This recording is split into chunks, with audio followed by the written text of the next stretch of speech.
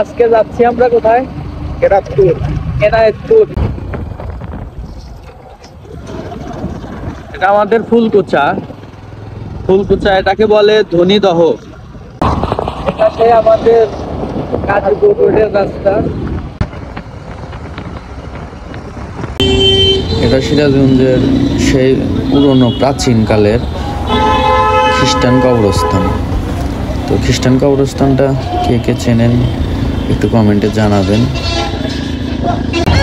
এটা আমাদের সবারই সুপরিচিত স্থান কড়িতলা, যাকে আমরা কড়িতলা নামে চিনি, বাজার স্টেশন।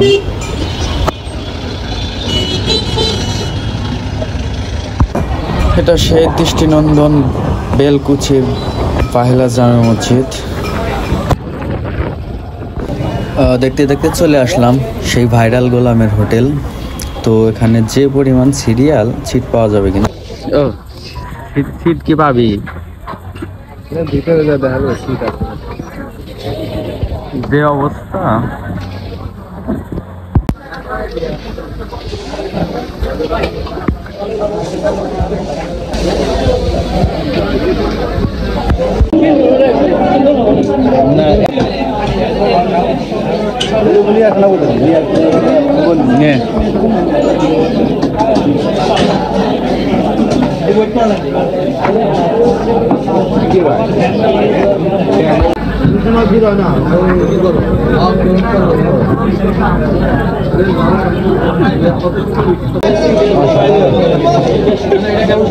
গ্রামের হোটেলে চিংড়ি।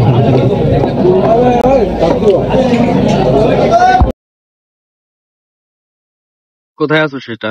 আইসি এনায়েতপুর বেড়িবাঁধ। আইছিলাম একটা অন্য কাজে। তো এই যে এখানে ভাইরাল হোটেল, গোলামের হোটেল খাইলাম চিংড়ি দিয়ে। তো মানে এতটা প্রচার, বলার মতন ভাষা নাই। মানে খালি প্রচার আর প্রচার। খাওয়া দাওয়া আছে মোটামুটি, কিন্তু খুব একটা যে ভালো তা না। খুব যে ভালো মানে লোকে যেভাবে বলে অত ভালো না।